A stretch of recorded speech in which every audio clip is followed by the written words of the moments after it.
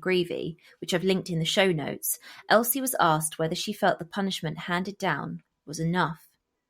Elsie responded, quote, No, far from it. Not after I know now what he did to my children and how he did it as well. Elsie attempted suicide after the deaths of her children, and she was on high dosages of medication, including sedatives. The Birmingham Post published an article on the 31st of July 1973 following their interview with David McGreevy's father, Thomas.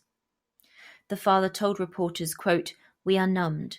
We are still racking our brains to find some reason for this.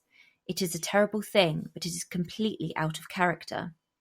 David was raised in a large family and was used to looking after younger children. He never showed any aggression. He went on to say that his family had no plans to move as they had friends in the area who wanted them to stay, and he did not want to betray that friendship. McGreevy's parents had been to see him every week since his arrest, but he had never talked about what had happened. In the same article, the Birmingham Post reported that Clive Ralph was living separately from his wife. Now I'd like to return to Thomas McGreevy's comment that his son's behaviour was, quote, completely out of character. The day before her murder, Samantha had been taken to hospital by her parents after she was found to have injuries to her face. One doctor wrote in her notes, query battered baby, but before this could be investigated fully, another doctor discharged her. The first doctor was so worried about Samanthas' discharge that he telephoned the Ralphs' own family doctor. But it was too late.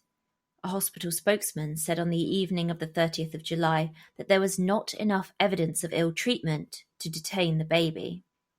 McGreevy was also known at the local police station as his drinking often got him into trouble.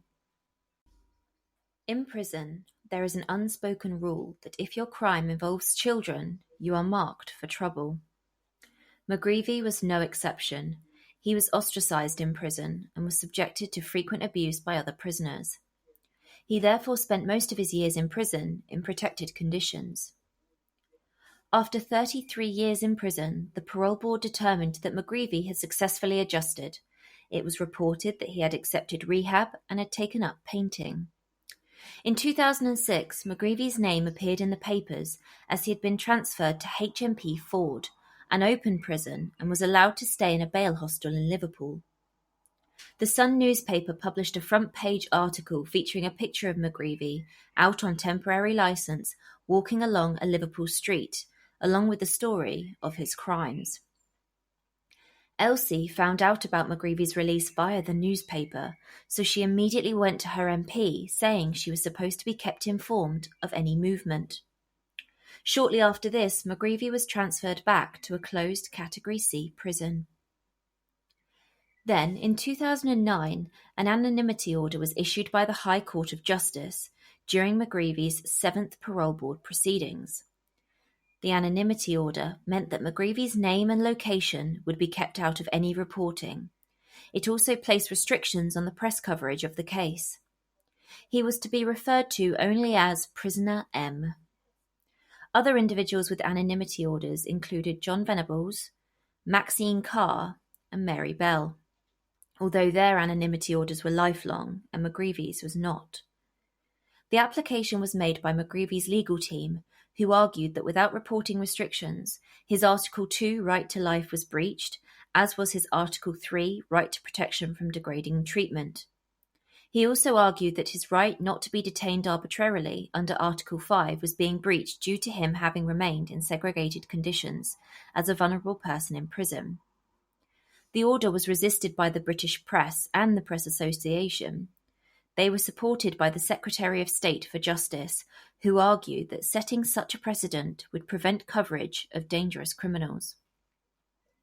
In January 2013, McGreevy applied to be transferred to an open prison, but was refused. The press was unable to publish details of McGreevy's case as the order was in place for 4 years.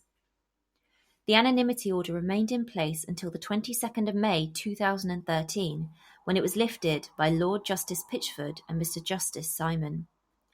They held that the public's interest in the possible release of a criminal like McGreevy was more important than any arguments made by the defence. They also held that there was a lack of imminent danger to McGreevy's life.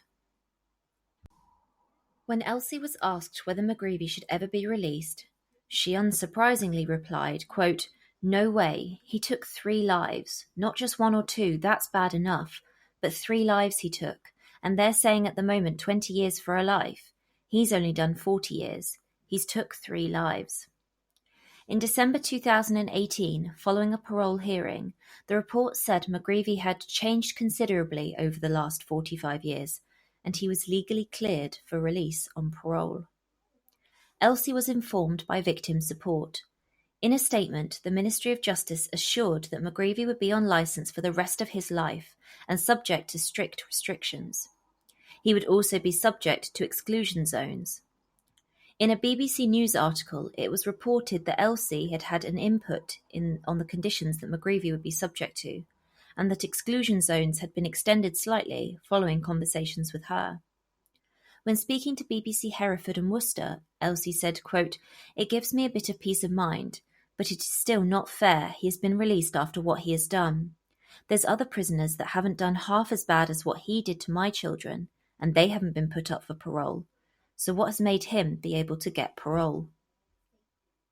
Conservative MP for Worcester, Robin Walker, stated that he didn't think McGreevy should be released after the crimes he committed. A Ministry of Justice spokesperson said the following, quote, "We understand that this will be extremely distressing for the family of David McGreevy's victims, and our thoughts remain with them. Like all other life sentence prisoners released by the Independent Parole Board, David McGreevy will be on licence for the rest of his life and subject to strict conditions, and faces a return to prison if he fails to comply." And that is where this story ends. McGreevy has remained out of the headlines since his release and now lives among us, the public. I would like to know what you think. Do individuals like him deserve an opportunity to be released, to be a part of society again? And would your opinion differ if he had been a youth at the time of the offences, so that's under 18? In the future, I'll be looking at a double homicide committed by a 13-year-old. It's a case from the US. It will make for an interesting comparison, so please subscribe so you don't miss that episode. Thank you so much for joining me, and remember to keep living the dream.